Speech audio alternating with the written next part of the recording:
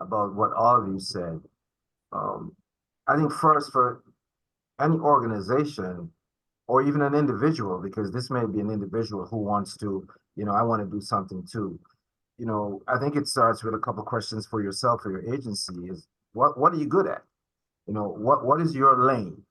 It could be a skill, it could be a capability, it could be funding. It could be just sitting with people because sometimes folks have to just to sit with somebody and just be there with them. So I think it's people have to be an organization have to be clear. We're good at this. Going back to what Anthony talked about, because sometimes, hey, some folks are good at emergency response. Some people are good at the transactional. This needs to happen right now. Some good at we're like us. We're ABC. We're long term.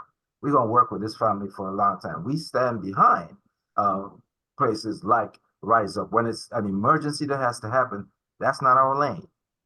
So however, we do believe in collaboration, as evidenced by this entire conference. We have so many partners taking because Anthony said, none of us can do this alone. None of us. So it's finding that lane, your strength, and having the humility to follow when necessary and lead when it's time. And one, I like what you said. We could be a force because there's only one thing that can take away darkness, and that's light. No matter how much darkness you have, you can't take away light. So we want to again thank the three of you and Deputy Chief in his absence as we look to close out and transition to the other panel. Thank you, Vic. Thank you, Wanda, and thank you, Mr. Moderator. You did a fantastic job in your new role as moderator for panels now. Usually he's on the panel. I said, I want you to moderate the panel. You got it. So I'm indebted to all three of you. Thank you for making ABC's conference that much better. We see you in the trenches somewhere. So thank you to, that concludes our panel on violence prevention. Again, lead with love. I think we can have that as the final message on that. We have a little bit of transition to do, and this next panel is, we have anytime you have public officials, like we had the chief just now, the deputy chief, things come up. So we are in waiting right now for State Senator Samara Brooke. And the good thing about this panel is that yours truly is going to be the moderator. Two of our panelists are up already, two people that I've known for a minute or two, or 50, in Aqua Porter and Ajamu Kitwana. But right before I bring them up, because I told them they won't be on the clock till 2:15, and but they're here ready to work ahead of time, and we really, really appreciate that. And I gotta big up my team in the background because we have been, when I tell you on time to do this, I'm talking about to the minute.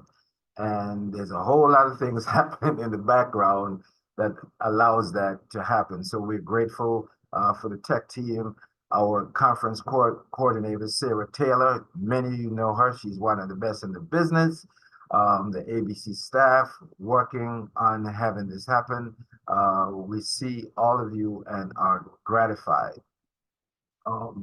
So before we actually get to our questions, I'm not going to jump into the questions just yet, but I'm going to ask the tech team to pull up Aqua and Ajamu to the front stage, if you will. Ajamu and Aqua, good afternoon to both of you. So we're just going to go off script here. And I'm hoping that both of you had the opportunity to sort of consume other parts of the conference. And again, the theme, Beyond Trauma, A Journey to Wellness. Let me start, even before I introduce you, and as a matter of fact, the introduction, folks, everybody's bio is on ABC's webpage. If you don't know about these two individuals with me on the screen, um, yeah, maybe you just moved to Rochester. Um, but these two individuals, both Aqua and Jamu, are talking about in the trenches of, I'll just put it this way, making Rochester a better place to be. I have worked closely alongside both of them. And I'm a firm proponent of iron sharpening iron. And that's what I feel when I get around Jamu and Aqua. It's like, okay, we're gonna do what we're gonna do, how we collaborate, how we, and Anthony said it, how we get out of the silos and make sure that we work on things that are gonna literally make this community better. So I'm grateful for their friendship. I'm grateful for their sometimes checking me as we check each other when necessary. Um, but the question I want to start off with, I'll start with you, Aqua, is the question I asked the panelists just now. With respect to the theme of Beyond Trauma Journey to Wellness, how do you deal with wellness for Aqua? How do you do that? I would honestly, at this point, not well. I'm not doing a good job right now. I'm giving myself like a D, um, and I got to fix that. So, but in the past, one of the things that I really became pretty passionate about was yoga. A few years ago, I retired from Xerox, and I actually um, took yoga teacher training and did a little bit of teaching of yoga. Um, and that was it's such a wonderful practice, not just the physicalness of it, but the spiritualness of it for me. Allowed me to center myself and to kind of really get inside my body and my spirit. And um, I need to get back to it. It's one of those things, the breathing, just learning how to breathe and quieting myself down and being able actually to share that with others who I would, be in spaces with sometimes, just to, give other people ways to kind of do some self-care, it was really important. So I know when I get out of sorts, that is a place where I can go, and that is really important to me. And so I try to do it, but I'm not doing a good job of it right now. So I've got to fix that. So thank you for calling me out. Well, no, you call yourself out. That's the I record kind of show. did. I kind of did. uh, but thank you for being vulnerable though, because you know people are listening, and as a leader, we all, pointing my 10 fingers and 10 toes at me, we have that obligation to walk that talk.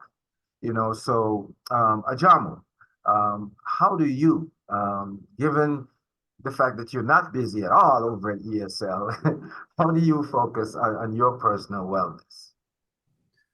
And so first thing that comes to mind, I have been trying to get on a physical exercise routine. Shout out to the YMCA, Ernie Lamore, the CEO over there. I've been probably the past 6 months or so getting to those early morning classes at the YMCA, which has been good. Shout out to my wife, Aaliyah, for allowing me to get out because we've got three little ones at home. So in addition to the busy at work, there's a lot of busy at home. So every moment away is a negotiation. So, but getting a routine around the exercise, as well as, I mentioned my family, honestly being centered and intentional about valuing all parts of my life. I love what I do, and I love the impact and import of everything I do in my day job. At the same time, it's so valuable to clearly I love my children, and they know that, and I demonstrate that by giving as much attention to presence at home as well, in a way that as much as it feels hard to let go of all the busyness at work, that having that switch, of my mind focused on family, frankly, I think helps to support my wellness as well from a mental health standpoint. So. Thank you. And she's here, State Senator. Good afternoon, Senator Brooke. And talking about busy, I mean, we like when you're busy because we think we know who you are. And if you're off doing something, it's to help this community on the path to wellness. Well, let's talk about Samra Brooke, the individual first. And, as with Aqua and Ajamu asked them for a bit of vulnerability, how do you approach your own personal wellness? I love that question. I think it provides such a grounding for the rest of the conversation too. So thank you.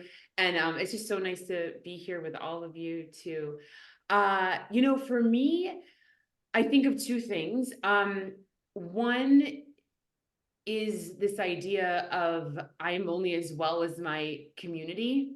And I think that that is something that has been resonating with me a lot. And so part of my own personal wellness is also feeling as though I'm contributing to the wellness of those around me. And of course, both that is professional, but it's also personal when there are people close to us who are dealing with grief, who are dealing with loss, who are dealing with stress, anxiety, whatever it is. That is something that I have found actually, even though it takes time, right? And it is your own resource to give, that actually does help bolster me. And then on a very, very personal, going to kind of what Ajamu and Aqua were talking about, I've also realized in my wisdom of being in my second year of parenthood that you really, truly, the phrase giving from an empty cup has never felt so, so real. And I'll share with you, last year, I did this radical thing of taking 2 days, I think it was 2.5 days over a weekend, to go away with a friend, just me and a friend. She has 2 little ones, I have 1, and we both have very demanding jobs. And this is the first time I've ever done that since probably in the last 5 years. And the way in which that filled my soul to be with someone and just connecting with a girlfriend who, we have so much in common and we live in different states. And I came back and it was like, I was floating and I had so much more to give to my work, to my husband, to my daughter, to myself. And so I promised myself that I would do more things that filled up my cup.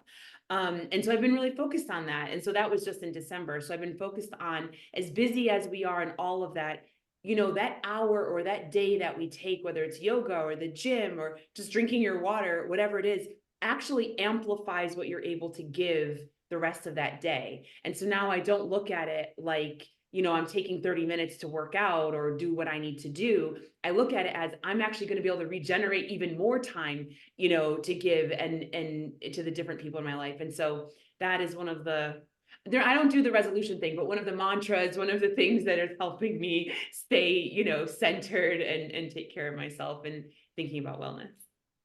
Well, thank you. And as I'm sitting here, we called an audible earlier in the day. So by the power of technology, and this is a surprise to the 3 of you and also our attendees, we have on the phone with us, hopefully this works, it won't be a visual, New York State Senator James Sanders Jr. Senator Sanders, are you with us?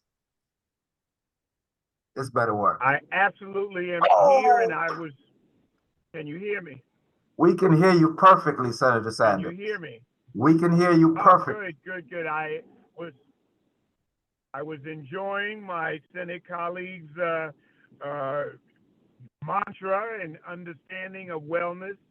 So I am here, and I have time for one question before I start a tour that I'm giving of this area down here. Is Great. there any question that I can give? Yes. And we have a really specific question, and I'll give just a little bit of context, and I'll give you the question then, Senator. This panel, which is the combination of ABC's, the virtual portion, is about policy and advocacy on the path to wellness. Senator James Sanders, ladies and gentlemen, who is on the phone, is a devout public servant and a Marine veteran who believes in leading from the front. Through his political career, he emphasized the importance of community economic development. Senator Sanders was the chief sponsor of the landmark Foreclosure Abuse Prevention Act and the groundbreaking Collis's Law to protect workers in New York State. Both of those laws were signed into law in 2022. However, this is why we asked him to come on today, and it happened today. Senator Sanders is now the lead sponsor of the Milestone New York State Community Commission on Reparations Remedies. Yes, I said it, reparations, that has been recently signed into law, like last month.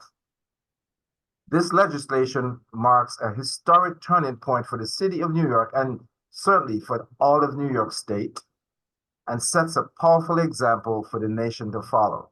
So, Senator Sanders, can you tell us what was the impetus for your work on this law and how you think this law to establish the commission will help towards wellness in the state of New York? Well, first, I must thank you for allowing me to be here. But the real pressure or movement for this law were the elected officials that you have right before you. They are the hidden heroes who ensured that we move this forward. I may be the tip of the spear, but they are the spear itself. And without the spear, the tip is but a piece of metal. So the real congratulations must be given to the elected officials you have on your program. The push that has driven all of us to this is the incredible differences of wealth in America and in New York. The wealth gap that we see between black and white, between people of color and the white community is growing enormously. It is not decreasing, it is growing and getting larger and larger. So questions must come about. You will either fall into a racist category and say that, oh, it's because white people work harder, or perhaps they're smarter, or God loves them more, or any of these other anti-scientific, anti-biblical ways of thinking. Or we should study to find out what are the impediments to black growth, to black wealth. What are the impediments? What is stopping this community from catching up in America? We should look to see, is it a question of policy? Is it a question of law? Is it a question of stolen wealth? Is it some combination? And if it is some combination or any of these things, what are the solutions? Once these solutions are envisioned, then those leaders that you see right before you will be tasked to come up with solutions and to enforce these solutions. So thank you, Senator. And Senator was here in Rochester. Was it November? When I got to give a lot of credit, and he's not on screen with us, Demond Meeks, New York State Assemblyman Demond Meeks, who called me up and said, "Hey, Jerome, we got Senator coming. Can you be on a panel to discuss reparations as far as Rochester is concerned?" So big shout out to New York State Assemblyman Demond Meeks, who had put us in touch with Senator Sanders' office. So, Senator, I know you have a very brief time left. You said one question, but we got another one. What should we expect, certainly in our community, now that the law has been signed? Well, the law establishes a commission. This commission composed of 9 people, 3 chosen by the governor, 3 chosen by the state assembly, and 3 chosen by the state senate. They have within 6 months, they must meet within 6 months of them being named. After they are named, they have right now 1 year after their first meeting to come up with a policy and recommendations on the issue of reparations. So we're going to see more meetings. And incidentally, a church is bringing me back up to Rochester to speak on this issue. I suspect that the assemblymen, I'm in New York City, my friend. I hear you. I hear you. These are New York City sounds. That's why you live in Rochester. So under those conditions, I'm being brought back. That was a knock to New York City, my friends. I can do that. I live here. So I look forward to those conversations, and we will have them shortly. That's what you are expecting. All right. All right. Well, thank you, Senator, for joining us. And we appreciate you taking time from your tour to join us, albeit for a brief but very important time. Thank you, and be safe in them streets. Okay. Thank you. Yes, thank you. Yes, indeed.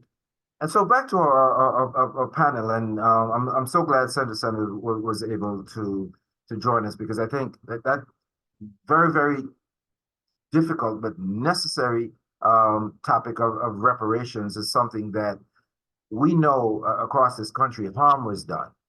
And the first part of the word, repair, part of the journey to wellness, before we can get to that, repair needs to be done. So the questions I have, and we'll start with you, Senator Brooke, all right? We know that you have been extremely vocal about mental health, maternal health. What does the conference theme, Beyond Trauma, A Journey to Wellness, what does it mean to you, given your work on mental health and maternal health in particular? Thanks. So I think that it has several meanings, and hopefully I can illuminate some of those through some examples. But, I think one of the kind of clearest examples is the same way I talk a lot about mental health crisis, right? So most folks know, the first major piece of legislation, the reason why I fought to create a mental health committee in the Senate, which did not exist as a standalone committee before I was in office, and the reason I fought to chair that committee was because of the need to introduce Daniel's Law, and because of what we saw happen when we don't have the right folks showing up to a mental health crisis here in Rochester. And that is very analogous to this idea of moving beyond trauma and on to wellness, because while yes, we do need to make sure that we are fixing our crisis response and what happens when you're in crisis, we also need to really be looking at what is that entire continuum of care, right? What are we doing so that fewer and fewer people find themselves in a crisis? And so when we think about mental health, that's an example, but it's similar to when we're talking about maternal health, right? So, as first as a legislator, as a Black woman, now as a Black mother, we talk a lot about, just within my Black mother circles, not even my legislator circles, about the fact that so often what we hear, what we see in the headlines, what we have to read in the data is maternal mortality, maternal death, Black women dying, Black babies dying. And, we talk about the fact that even that study of this crisis is traumatic for us to read about, that it's only talked about in these traumatic ways. And so we've actually, within this, work, talked about how do we talk about the joy of Black motherhood and all the things that we do to reclaim our autonomy, and how do we reclaim, being heard in the hospitals and with our providers. And so I think, that theme, it goes through so many different parts of our work. And so the way I see it is, when I stepped into this work, my job was to represent and bring voice to Albany for those who have been neglected and forgotten and overlooked for so many years. And I'm talking in big ways and small ways, right? And in one way, no one who's ever had this seat has lived within the confines of the city of Rochester. has grown up there, has been raising children there, right? Even that experience changes the way we legislate. But it also means looking at where the greatest traumas, the greatest neglect, the greatest challenges exist, whether it's mental health crisis, whether it's our maternal mortality crisis, and fixing those issues and addressing them, but also looking at everything that comes before that, right? And everything that comes after it. And how do we create policies, funding decisions that will actually help us all not only get well, but stay well. And so that's what I think about a lot is, of course, we need to look at where the major challenges are, right? That's Daniel's Law. That's the doula Medicaid benefit that we put into place this year to make sure that every birthing person on Medicaid can have a doula. That's 47% of births in New York State are under Medicaid. And so now 47% of births in New York State can have access to a doula and have that reimbursed through Medicaid, right? And so we're trying to make sure that we have better maternal health outcomes, that babies and their moms are leaving the hospital healthy and able to thrive. But we also are trying to avoid being further into this crisis. So I think for me, you know, in the work I do, I hear the worst stories. I see the hardest hit communities because that's who comes to us, right? We are trying to solve the problems that are literally going to save lives. But we also have to, as I say, you know, walk and chew gum at the same time, and also think about how are we going to create continuums of care? How are we going to not just solve this problem and then leave everyone, right? Like once you get that mother to, that birthing person to have their child healthy and they're going home, are there home visits? Right? Where's that child going to daycare? Can she afford daycare? Can the family afford it? Does that mother have a living wage job, right? Where she can actually support her family? So that's how we see it. I think, you know, there's these tiers of, you can call it wellness, you know, we can call it policy that we really need to look at. And I think looking at it holistically is how we're going to actually bring the entire state forward and our entire community. But the only way we do that is if we can solve those specific issues for the people who have been really, in my view, the most neglected and uncared for. A quick follow-up to that, Senator, and it's could you just elaborate? There may be some in our audience who are unfamiliar with the legislation and law about doula accessibility. Can you speak a little bit more about that, please, and tell people, so what is that? Some people may not even know what a doula is. No, that's such a good point, and I'm so glad you asked it. So doulas are non-clinical, non-medical professionals, right? So these aren't nurses, midwives, doctors. They're non-clinical professionals that offer informational, physical, and emotional support, both to the birthing person and their partner or family, both before, during, and after the birth. And so these folks are individuals who are with you. There's birthing education classes that they provide. They can help you with breastfeeding, postpartum. They can be they mostly are in the hospital or birthing center with you throughout the birthing process. And what these individuals have been able to do, and you know, these are largely women. And when we think about community doulas, it's a lot of women of color from the community who can better understand the community they're serving. But when you look at what they've been able to do, first of all, they spend 6 to 11 times more time with the birthing person than their provider. So, you know, for me, for example, I talk to my doula almost every day. I was texting and calling her. We had hours-long workshops teaching me about what to expect. Now, meanwhile, you go to your doctor, you're in and out, right? You get weighed, which I hated every time you go into the office. You got to get weighed. You know, they check on you for maybe 5-10 minutes. Does anything hurt? Are you okay? And you're back out. So doulas spend a lot more time getting to know the families, but they also reduce the length of labor. They reduce by 25% the rate of cesarean sections. And so they are really there as this support person. And so what we did last year in New York State was finally allow Medicaid to reimburse any Medicaid birth. Up until January 1st of this year, it was only private pay, except if you lived in Erie County. There was a pilot where they had Medicaid reimbursement for only certain folks on Medicaid in that county. So now it's statewide, and we've also fought for a much higher rate so that doulas can actually, have a living wage. It's still not enough, and I'll tell you, Massachusetts, California, other states have done more than us, so I will be fighting for that. But for now, it's the first time we're the 13th state in the country to offer Medicaid reimbursement for that. Thank you. That's really, really important. Aqua, this next question is for you. We know Aqua is the executive director of the Rochester Monroe Anti-Poverty Initiative. Each year, our MAPI develops a policy agenda.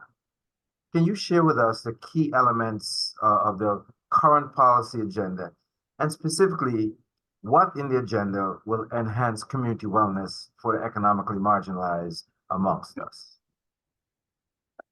So thank you very much. And I just want to applaud Senator Brooke and the work that you've done, especially regarding maternal health and wellness. And before I answer your question, Jerome, I just want to kind of also underscore two things about wellness. And one of the things that you said, Senator Brooke, just kind of reminded me of how important taking care of ourselves is. And it's this rash of Black women who have either died by suicide in some cases or died by other means, a lot of them were in higher education. I mean, those are the examples that have come up really recently, but who are working really hard in some cases in high level jobs and are struggling to survive. And it breaks my heart because, as we said earlier, this idea of self-care is important, but also the environments that women, especially Black women, are trying to thrive in are not really inviting and welcoming and supportive. And so there are so many so many things that are causing Black women's health to be at risk and how vulnerable we are. And so I really appreciate the work that Senator Brooke is doing here, but I think that it's a bigger conversation in this community about how we take care of our people and how we take care of each other and how we recognize how important it is that is done.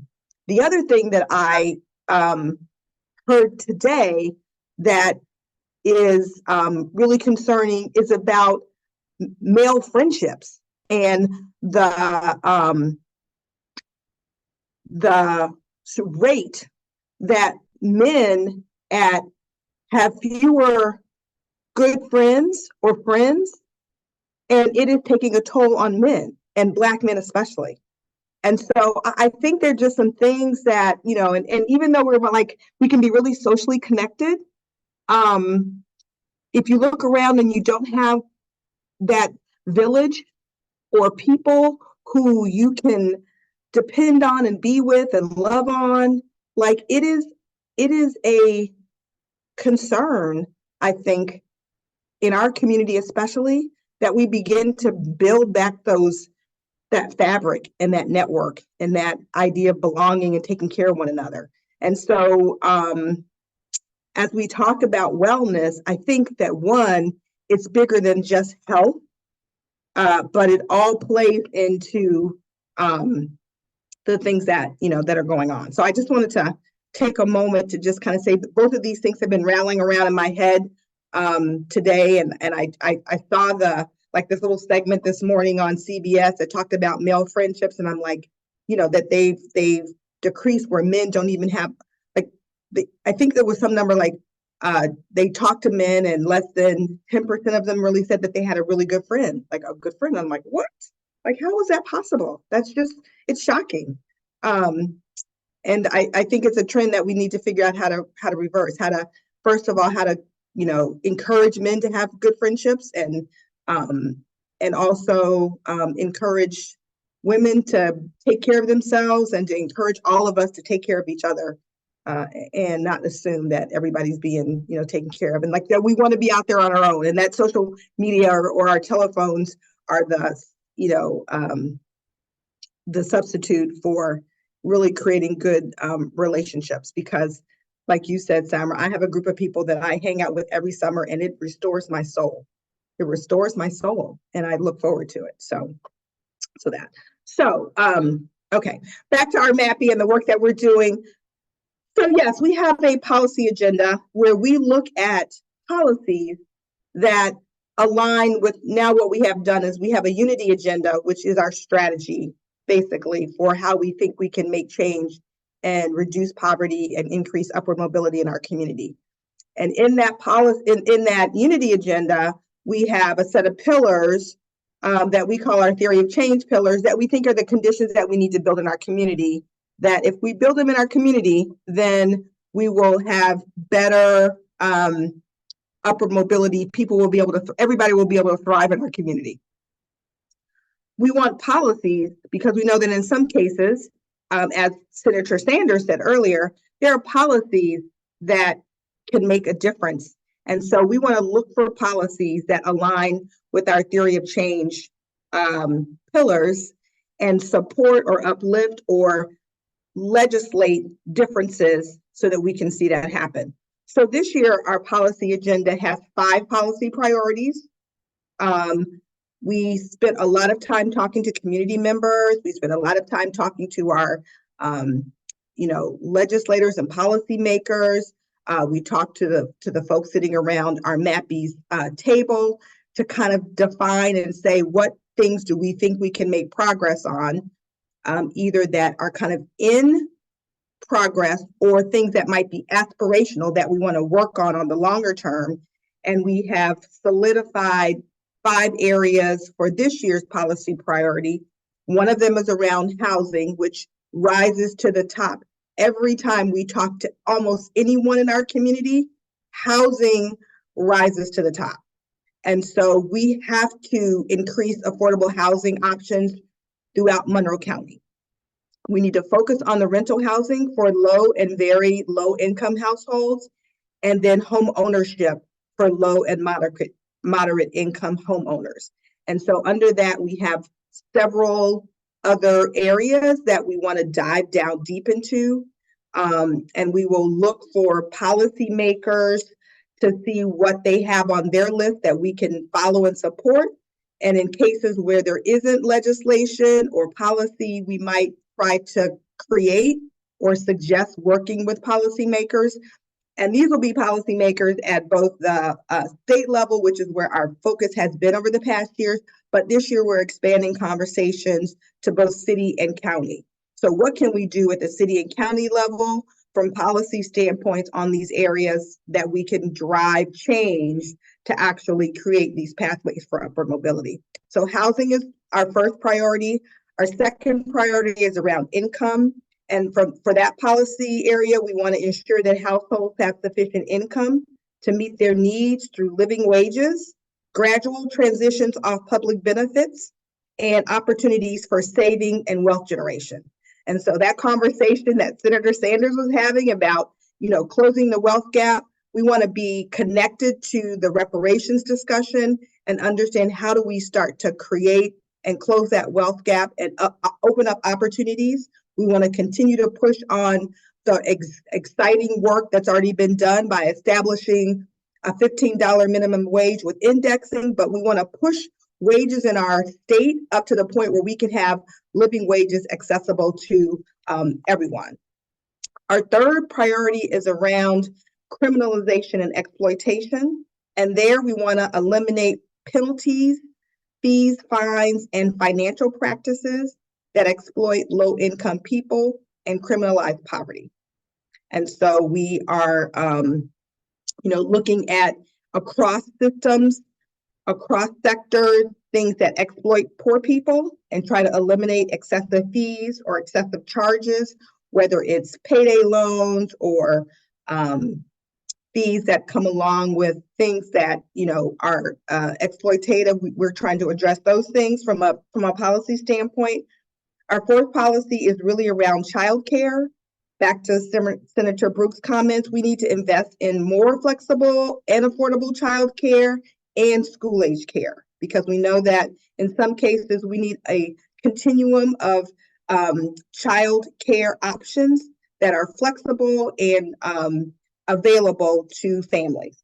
And then our last policy priority area is around mental health care. And that is another area that continues to get a lot of push, a lot of input put from the community, and that we need to increase access to culturally responsive and affordable mental and behavioral health services. So whatever we can do to continue to lift that up, we want to make sure that we are looking for legislation, we're pushing legislation and practices both at the state, local, and local levels. So those are the 5 priority areas for 2024. Thank you. And there's a lot of consistency with what Senator Brooke mentioned with respect to not just mental health, but overall health. A quick follow-up to that, Aqua, because I know if somebody hasn't asked yet, they'll ask it. In terms of the policy agenda, 2 questions. Where can people access RMAPI's policy agenda? And if I'm Joe, person in the public, what can I do in furtherance of the policy agenda? So that's awesome. So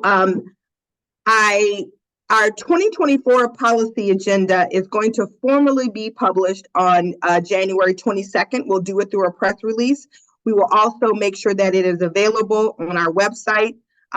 It may be there already. We may not have made it public. I didn't check to see before I left, but we do have it published. I'm taking a look at it right now. So we do have the formal version published, but we do want to make a public statement when we release it. So we're going to do that. The second thing that we will do is on February the 2nd, we will have a legislative breakfast. I'm going to ask about that later. Okay. You want me to hold on that? Yes, I'll hold on please, that. because Okay. I got a big question for you on that. Okay. So once the policy priorities, our policy agenda gets published and is available on our website, which is rmapiny.org, you will be able to follow along with us as we continue to monitor legislation that might be in place, as we do advocacy opportunities. So in some cases, we will say, hey, you can write your local legislator or policymaker, you can send a letter to the governor, you can attend a rally on this particular thing. We will put out alerts to people who want to follow those policy items so that they can be right there in the mix with us to further these policies. So those are 2 things that people can do. Great. Thank you. Sure. Ajamu, your question. ESL has been a supporter of ABC's signature conference from day one, and we're so grateful for that. As a matter of fact, I would let the public know that when we decided to shift to, well, not decided, when the world decided for us via COVID that, we need to shift to virtual, ESL was one of the first organizations to step up and say, yes, we'll support ABC in that. So again, and this is our 4th edition, so we're grateful for that. We're gratified by ESL's ongoing support. Here's a 2-part question for you, Ajamu. How does this year's theme resonate with you from an ESL point of view? And how does it relate to ESL's philanthropic investment strategy?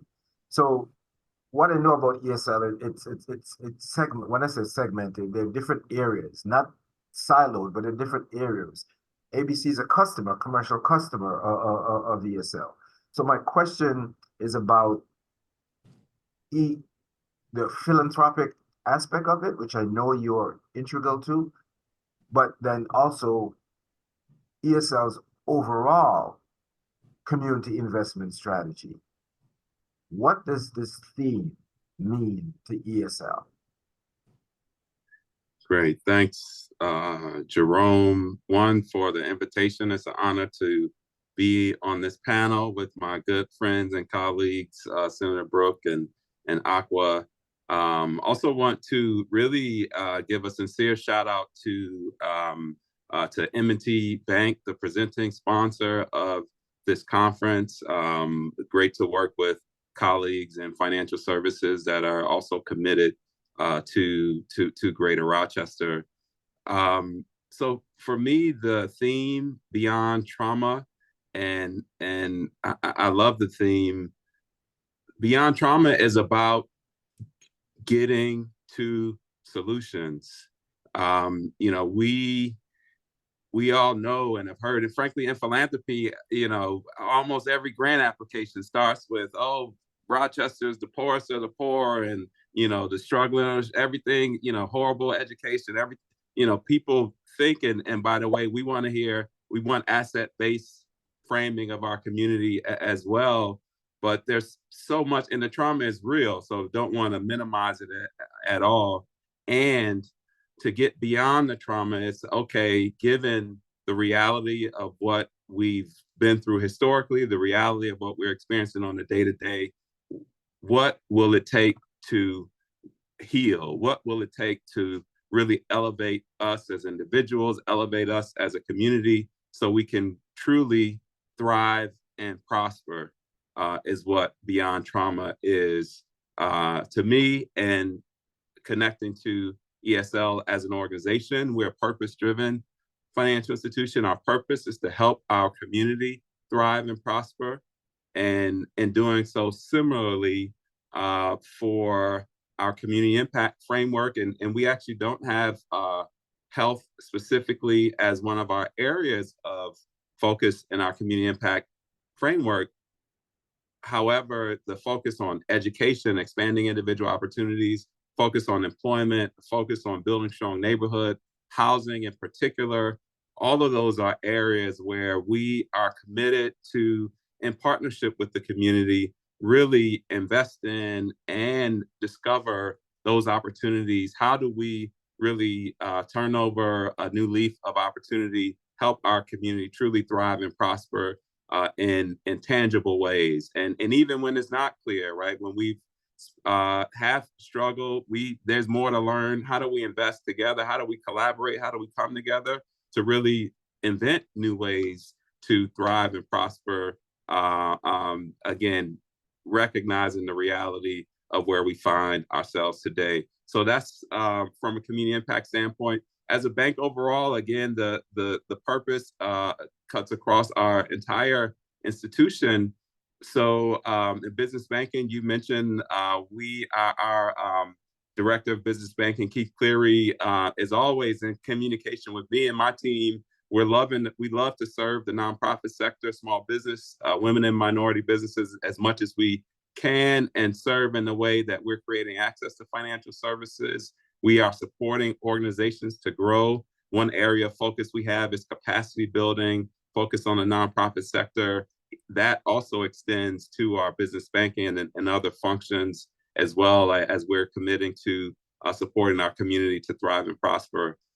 I'll also add, and I know we're on the policy panel, and I know I'll get a question more specific to policy, but you know, those of us, you know, Aqua and Samra, others who've collaborated with us in the context of collective impact, know that also, as we talk about impact in the community, we believe the biggest challenges that we're trying to solve are systems challenges. So it's not how many people you can serve and how many people you can get in your program. It's what are we going to do to really shift the dynamics of the system that keeps these challenges in place. And so as we think about policies are one, not the whole system, but an important part of the system, how we make decisions and the laws that regulate our decisions. So we think about policy, certainly public policies we want to learn about and stay abreast and see how we can work in the context to drive change. But we also think about our institutional policies. And one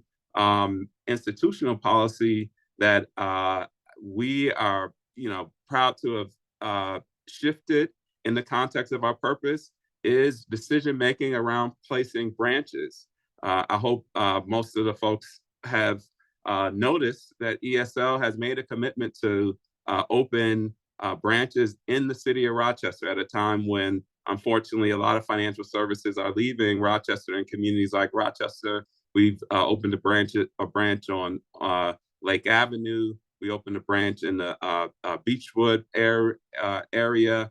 And our intention is to open one more branch on the southwest side of the city, hopefully in the Bull's Head area as the city develops that.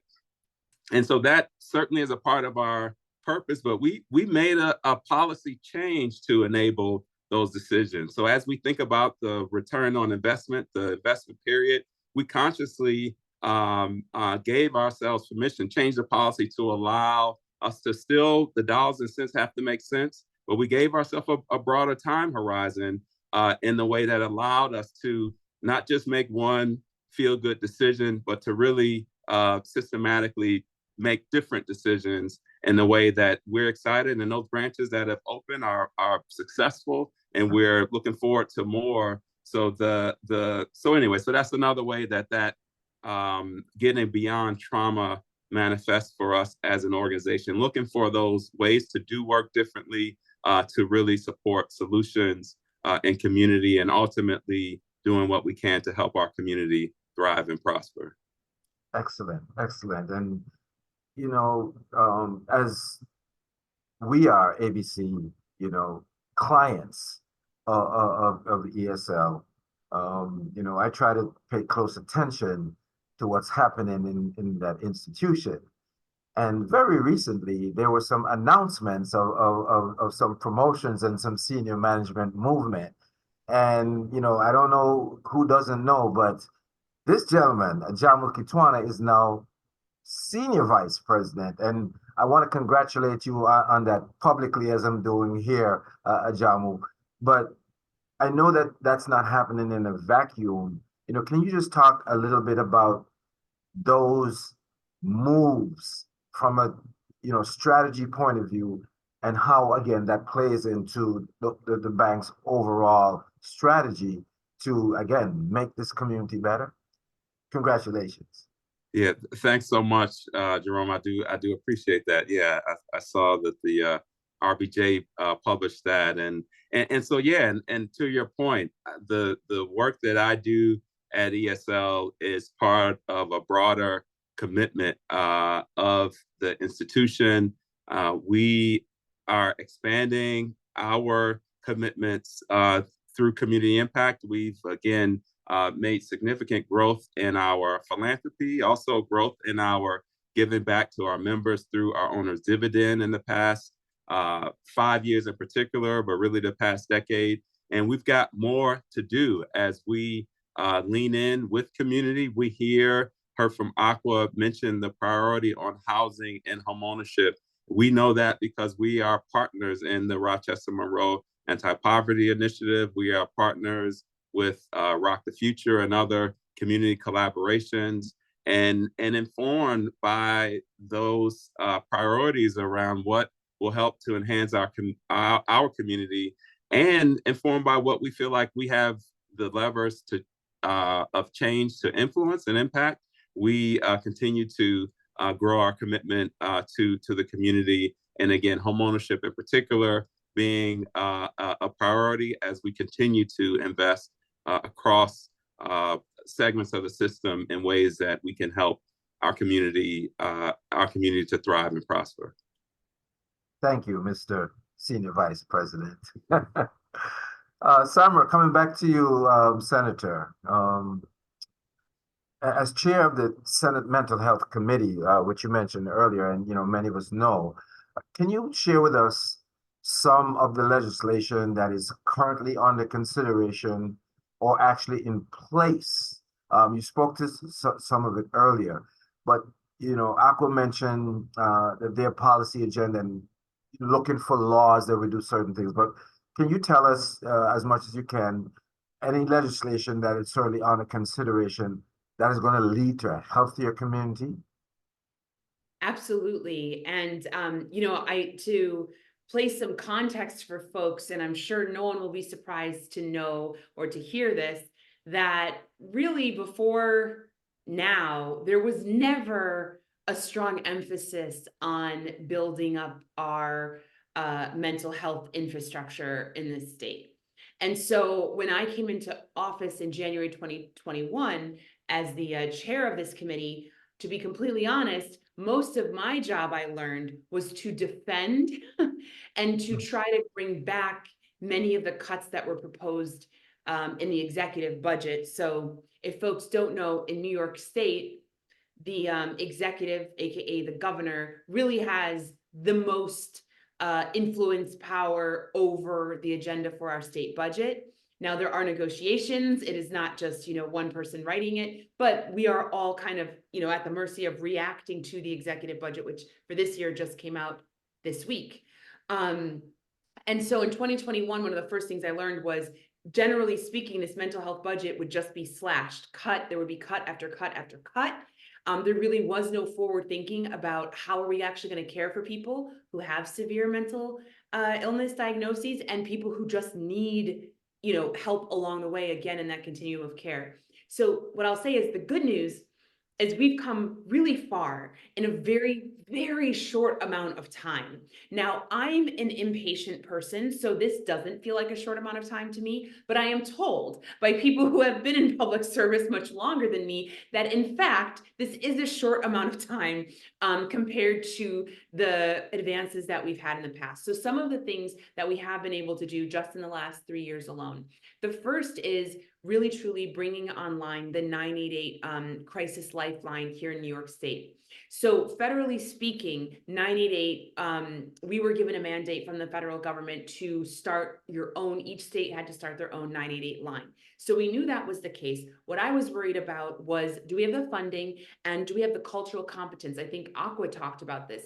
Do we have the cultural competence in the providers and the counselors picking up those calls to make sure that this will actually be of use to everyone in New York State who needs it? And so that was a bill that I put forward in my first session in 2021 to make sure that we had sufficient funding and to make sure that we had cultural competency trainings for the call centers. It also mandated or put into statute that we would advertise and make sure that some of our most vulnerable New Yorkers knew about this short code, right? Because if you think about it, how long have we had 911? As long as I've been alive, I've only known 911. In fact, for anyone that used to have actual landline phones, you had that button that you could just hit for 911 and it would take you to the dispatcher, right? So it's so a part of our culture. Well, 988 just started. So we have to put a concerted effort to make sure people understand that it's there for them when they need it. So that is a huge leap forward. And right now I'm really working with Office of Mental Health at the state level to make sure that they're actually using those dollars to make sure that we are creating these public awareness campaigns and that this information is in as many places as possible.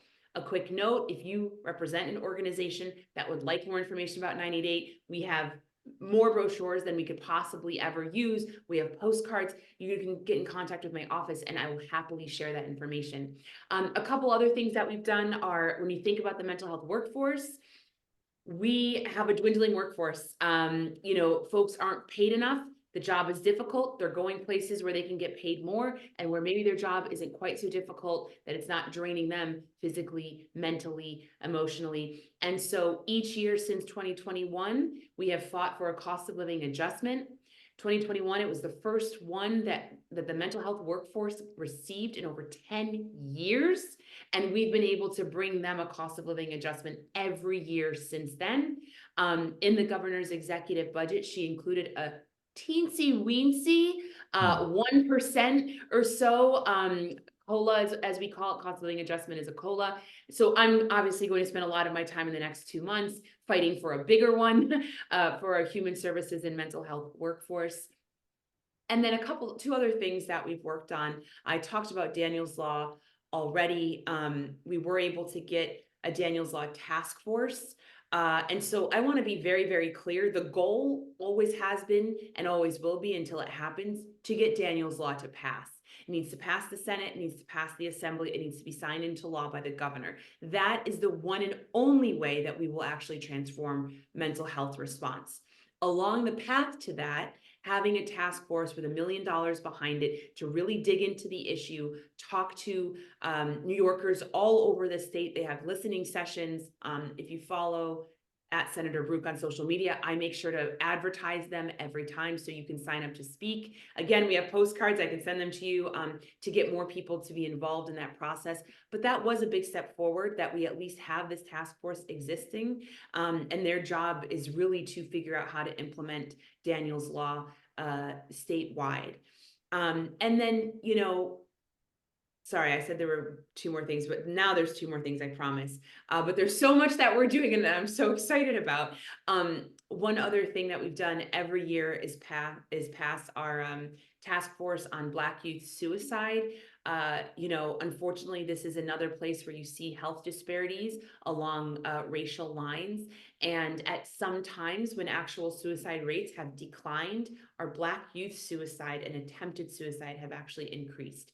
And so every single year I introduce this bill, every single year it doesn't get signed by the governor. Our hope is that this year we can actually get it included in our state budget to actually fund this study, because, you know, I'm often told by state agencies that this work is already being done and that's why they don't want to sign this bill. And I always in turn say, with all due respect, it may be being done, but clearly it's not working enough. There clearly needs to be more done if we're still seeing an increase in Black youth suicide ideation and completed suicides. And I'm not going to stop until we actually do get that signed by the governor. And so, you know, those are some of the things that we've been working on. Just thinking about those disparities again, we don't just see them in kind of the end result of who is suffering the most from mental illness, who doesn't have access to providers who are culturally competent for them, but we also see it on the provider side, people getting into these fields. There are barriers. So one of the things that was found is that the licensing exam for social workers, if you study this licensing exam, it almost falls along racial lines as to who is able to pass and who isn't, which means that we have credentialed master level social workers who largely are Black and brown providers who cannot provide service simply because of this licensing exam. And so New York is following states like Illinois, who have removed this licensing exam requirement.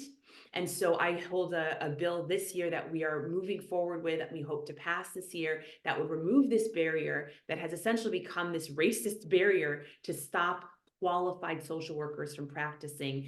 And so that's another thing we're doing to make sure that not only are we solving these issues for people seeking care, but that we are also solving this issue for people who, for some reason, really are passionate about serving their community, have the cultural and linguistic competence, but for some reason, these antiquated barriers and, you know, exams, even after they are, again, credentialed and going through their master's programs and going through their, you know, clinical hours, they've done all that. It's just this exam that has proven to be an issue. And so we have people willing to do that work. Let's make sure that they can get into it. So that's one of the newer things that we introduced in the last 6 or 7 months, but that we're really pushing to also get done this year.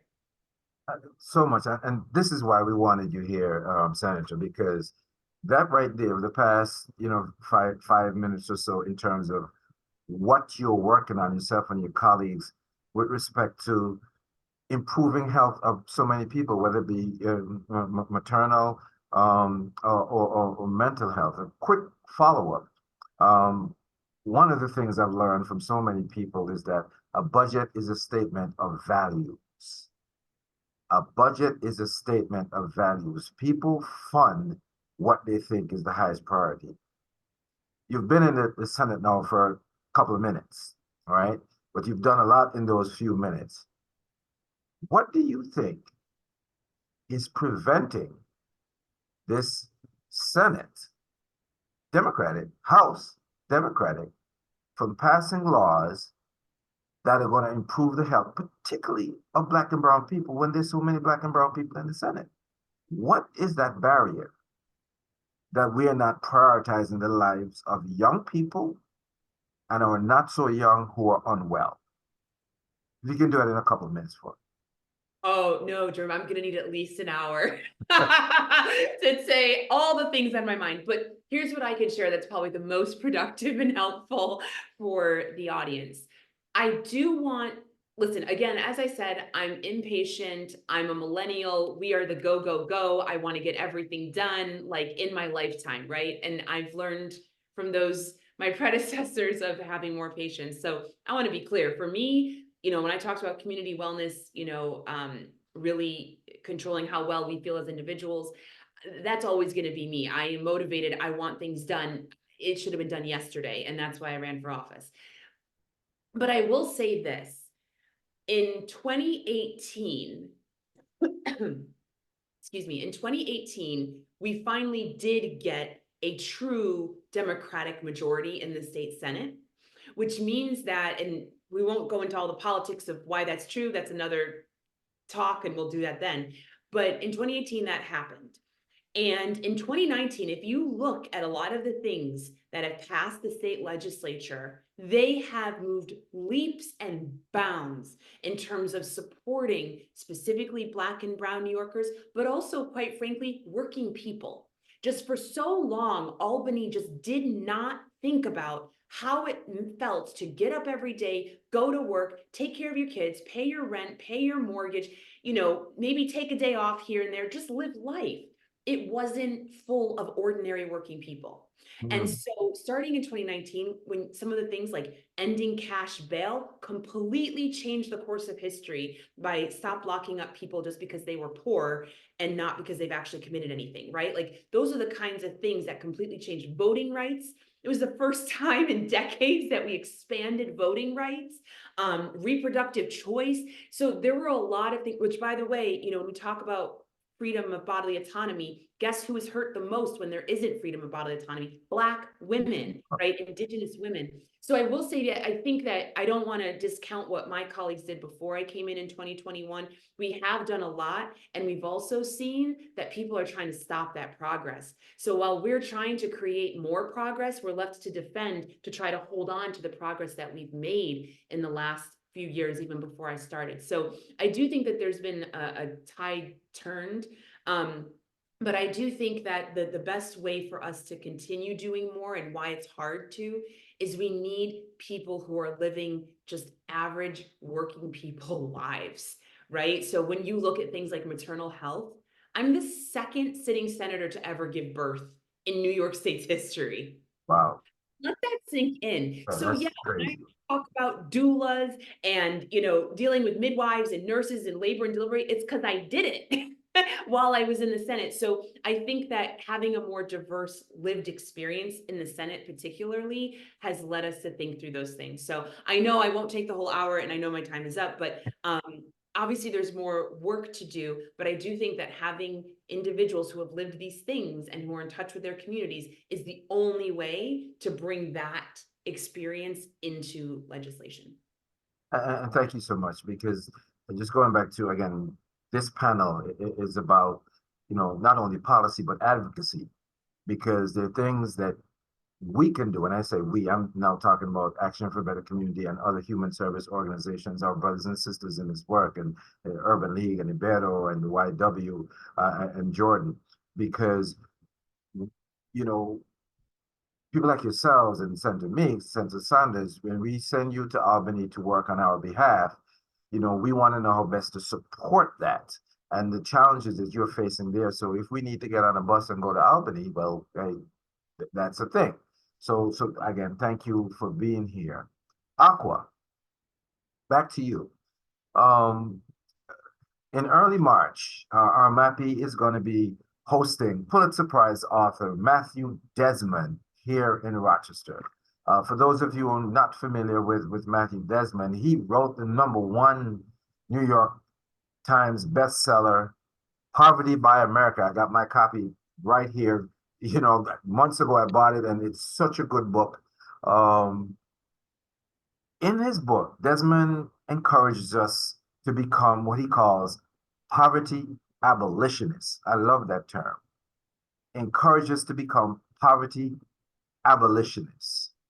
Aqua, can you tell us some more about his upcoming visit and what your expectations are regarding how it will impact our MAPI's target audience.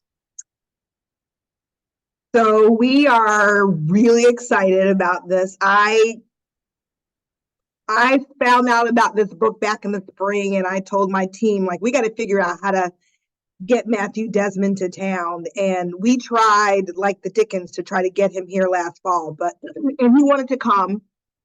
He has been to Rochester before when he had written a book called Evicted, which was about homelessness. And so he really wanted to come here, but he couldn't get here till the spring. So we were like, we will take whatever date you can come to Rochester and talk to us about this new book and this new insight and the research that you've done into poverty. And I think it's called Poverty by America because his premise is that we've designed this, right? Like this is by design, and not by happenstance or circumstance or people who aren't, don't want to work. It's like, as somebody said before, we have actually designed the system and how these things work. And we can undesign it or redesign it to work better. And he offers some solutions that we can do to make those changes happen. Some of them at a personal level, understanding how our need for cheap goods and lower prices impacts those who, either manufacture those goods or provide those services, for how our government allocates funding, how it collects the funding that it allocates, and how at certain levels we can change policies once again to make things better. And so I think it's hopefully a conversation that a lot of people in our community are interested in hearing, a perspective about how poverty actually does come to exist and how it is really entrenched and reinforced in some of the ways that we live our everyday lives, and some of the institutions that we're a part of, and in some of the policies that we either support or advocate for as individuals and and organizations and people. So it's going to be, we have lots of room. We are at the Innovation Square Theater downtown, the old Xerox building, and that beautiful redesigned theater. And we have room for 700.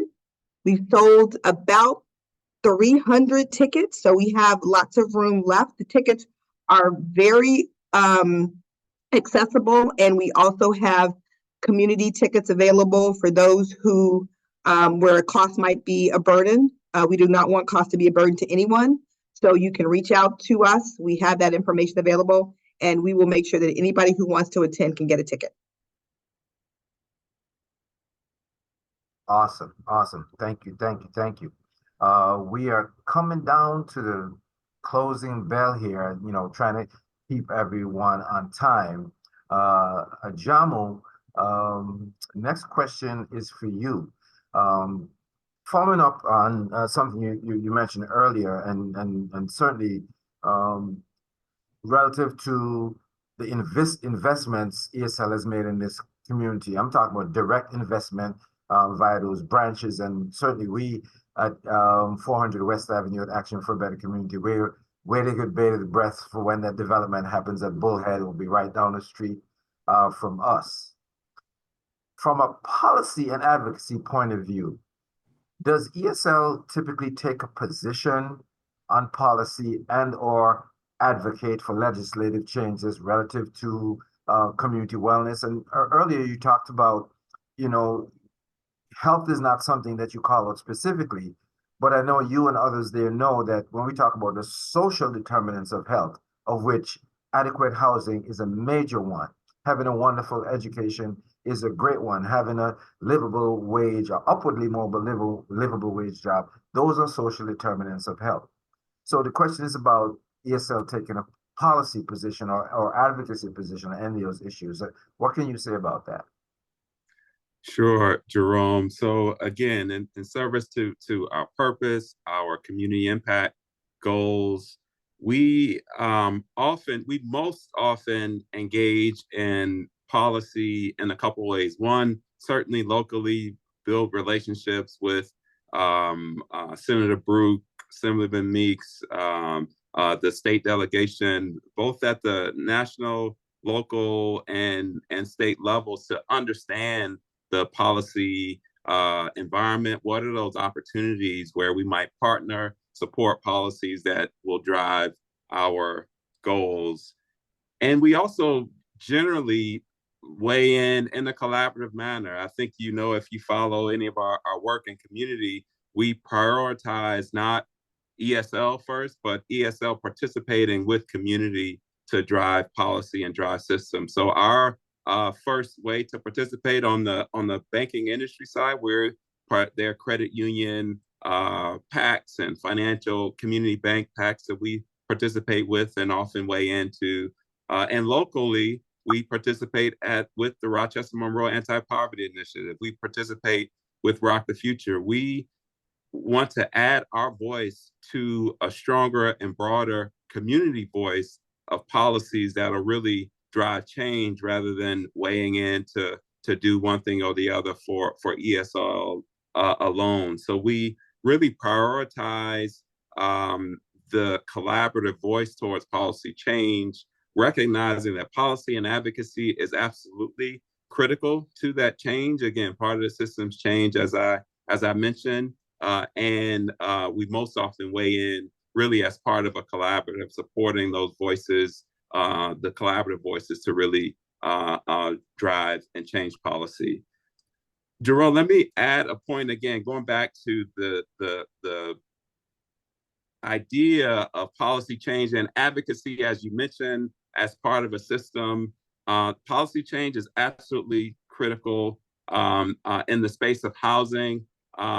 For example, there was a time, policy made homeownership even possible after the Great Depression. The Federal Housing Administration and National Housing Act invented the 30-year mortgage and made homeownership accessible for the first time at a time where there was great disparity in the United States. And at the same time, those exact same policies invented redlining and made it such that all of that access to homeownership, Black people and other non-whites were explicitly excluded from that opportunity. And that's part of the challenge. 1968, the same year that we lost our brother, Martin Luther King, and we just celebrated his birthday, there was a much better policy, the Fair Housing Act, which made illegal all housing discrimination and homeownership, renting, et cetera. So we had what we needed, Civil Rights Act and fair housing.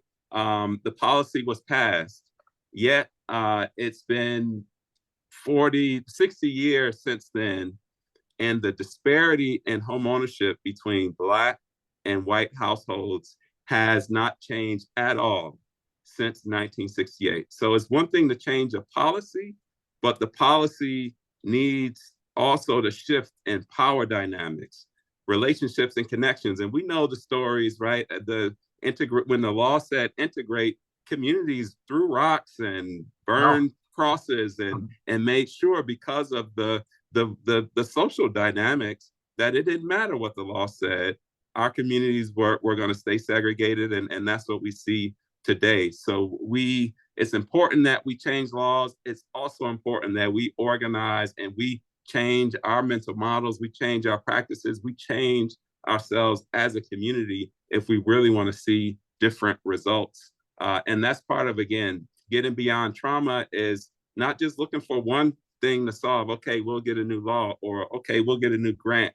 Let's really dig in and see what will it take to drive true change. And I'm excited to do what we can to contribute to that meaningful change in our community. Brilliant, brilliant. That's such a full answer. And as we wind down, I want to let the participants know that Senator Brooke had to jump off because she had an interview, but we got a good hour out of her, and we're right coming up on the end. And so thankful for those of you who have stayed with us. There's a survey link that's been put into the chat. Please, please, please, if you could won't take long to fill that out for us. That'll help in our process of improvement. So as a sort of final question for you both, it's a short, but it's an important one. Last week, and if you could bring a Jamo up as well, last week at this time, we closed out the afternoon session with an extremely impactful panel of young people. I think most people would say that was the highlight, probably the highlight of the conference. We had 5 young people, moderator, and 4 young people, ages I think from about 34 to 19. And I'm still getting emails on how impactful that was. My question to you is, how do you incorporate young people in the work that each of you do? Because, and I'll quote him, and I'll never forget this. I'm going to quote former Mayor Bill Johnson when in 1992, when he was CEO of the Urban League, he was the keynote speaker for the AALDP's inaugural class, first one that Jerome Underwood happened to have the privilege of being in. But what Mr. Johnson at the time said, he said, youth are 50% of the population, but they are 100% of the future. Anything we do should take into consideration impact to them, and furthermore, should include them in planning. I've never forgot that. That's 32 years ago. Can you talk, Aqua, go ahead, in terms of, how youth informs your work and how you incorporate youth voice in your work? I'm going to just be transparent and say I don't think we do enough on the RMAPI side. We've had some conversations. We have some community cohorts where we are trying to be really intentional about centering and anchoring community voice in everything we do, not only in getting their input, but actually in having community members really be a part of any design or solutions or interventions that we're planning. And I think we have done a good job. Honestly, I just hired a new strategic partner and community engagement manager, and I'm looking forward to her putting her finger marks on this, because I think that it's an area where we can do better. I truly do believe the same thing, and John knows I've spent a lot of time talking about how do we really talk to the kind of the disengaged youth? How do we make sure that they are a part of these conversations? Because as you said, they are going to be the ones in the future who inherit our community. And we need them to stand up and lead and really be invested in this community. And so some of the things that we have done is really kind of work with other organizations who have youth advocates and who have connections to youth, and try to kind of work with them instead of setting up our own thing, is to kind of make sure we're talking to folks with Rock the Future, Tina Paradiso and Anthony Hall, and the folks over at In Principle Solutions. We, have had some conversations with Teen Empowerment and Center for Youth, and we need to continue to have those conversations with young people, invite them into the space, let them show up and help us through, come up with solutions. And so I would just say it's a space where we are not as mature as I would like to see us be in the work that we're doing, and look forward to kind of trying to figure out how we do a better job of it. Because I agree with you, it's probably some of the most important work that we can do is really to engage our young people in being a part of this community and feeling like they belong and that they're valued and that they have the ability to contribute to it. And so I think we can do a better job there. Jama, your thoughts on youth? Sure, happy to share, and I'll start where Aqua left with, confessing. I think we do have more work to do in this space. A couple things that I'll share that we do today, and some we've been doing for a while. One is job opportunities for young people. So they are, and then if anyone on has young people in the community potentially interested in banking, we have part-time and internships for local youth for jobs in banking. We've for the past several years had an MCC Scholars Program where we support scholarship funding for students at MCC interested in banking and support their transition to careers. We've hired several people into career in banking that were MCC students, and frankly, that program in particular, we started intentionally as part of our intentionality around diversifying our workforce, and that, among other efforts, have been effective. We have changed the face in terms of increasing diversity across our organization over the past several years.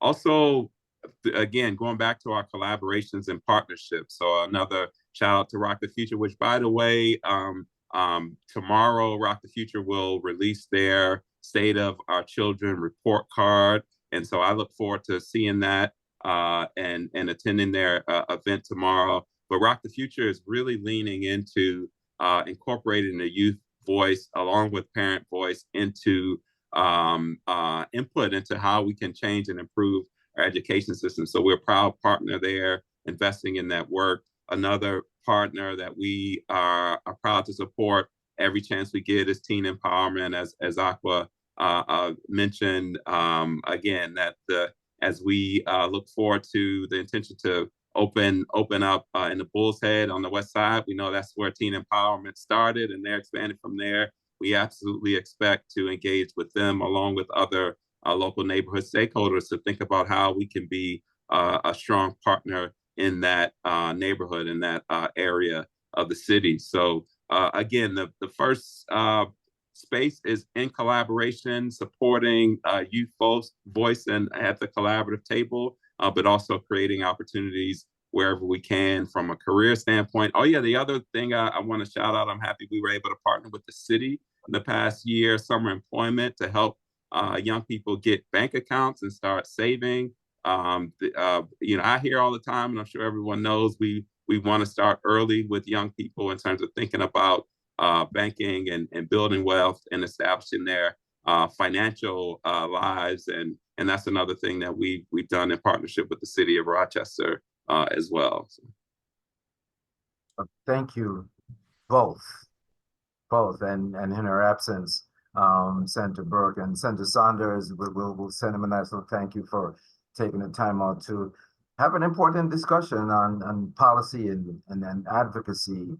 And to Ajamu's point, policy is one thing, but advocacy and practice, how we actually put those things into practice, is really, really, really, really important. And and we see that as a big part of what we do as ABC. And the way we say it here, we run many, many programs, many very important programs, but we know those programs will not eliminate poverty.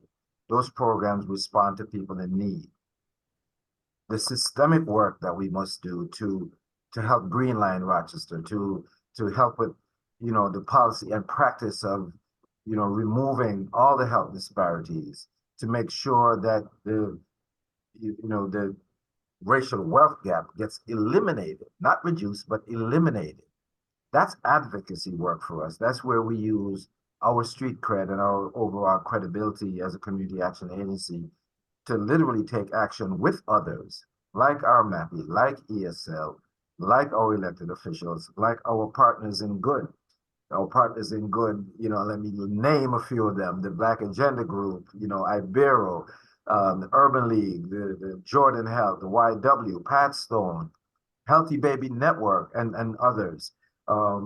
Together, as we said, we're stronger together, and we will continue working together until we literally, like the logo says behind me, take action to build a better community. Aqua, thank you.